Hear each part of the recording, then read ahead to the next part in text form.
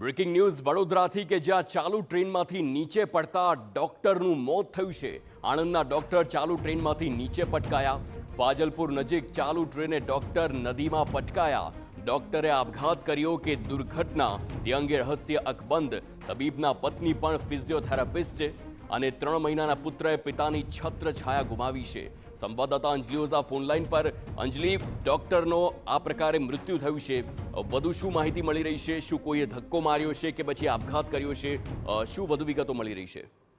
આણંદની Karunesh friends કોલોનીમાં રહેતા BAMS doctor Jainish પટેલે તબીબી પ્રેક્ટિસ કરતા હતા। તેમના પત્ની પણ ફિઝિયોથેરાપિસ્ટ ડોક્ટર છે।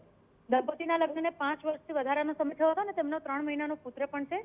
ગઈકાલે 18મી મેના રાત્રિના તેઓ જ્યારે આણંદથી વડોદરા આવી રહ્યા હતા તે દરમિયાન ટ્રેન મહીસાગર નદી પર પસાર થઈ રહી હતી ત્યારે ફાજલપુર નજીક અચાનક તેઓ નદીમાં પટકાયા હતા। નજીકમાં જે કામ કરતા શ્રમિકો છે તેઓએ આ દ્રશ્યો જોયા હતા અને તરત જ પોલીસને જાણ કરી હતી।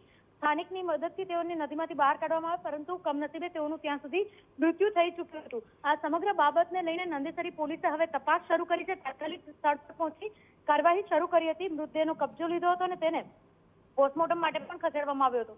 અહીંયા આગળ સૌથી મહત્વનો સવાલ એ જ ઉભો થઈ રહ્યો છે કે જે તબીબ છે તેણે આત્મહત્યા કરી છે કે પછી કોઈએ ધક્કો માર્યો છે। આ સમગ્ર ઘટનાને લઈ અને નંદેસરી પોલીસે અકસ્માતે મોતનો ગુનો નોંધીને આગળની કાર્યવાહી શરૂ કરી છે।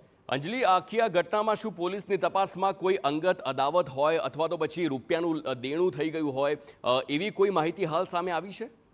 હાલમાં ડોક્ટરે આત્મહત્યા કરી છે કે અકસ્માતે ટ્રેનમાંથી પડી ગયા છે કે કોઈએ તેમને ધક્કો માર્યો છે, આ તમામ બાબતને લઈને પોલીસ હાલ બધી તરફની જે દિશાઓ છે ત્યાં આગળ તપાસ કરી રહી છે। તેની સાથે સાથે પોલીસે પરિવારજનો અને ઘટનાને નજરે જોનાર પ્રત્યક્ષદર્શીઓ છે તેઓના નિવેદન લેવાની શરૂઆત કરી છે, કારણ કે જો નિવેદન લેવામાં આવશે તેની અંદર કોઈ ચોક્કસ તારણ અથવા તો કોઈ ચોક્કસ કારણ જાણવા મળી શકે છે કે ઘટના શું હતી અને આ જે સમગ્ર ઘટના બની છે તેની પાછળનું મુખ્ય કારણ શું છે। આભાર અંજલિ સમગ્ર માહિતી બદલ।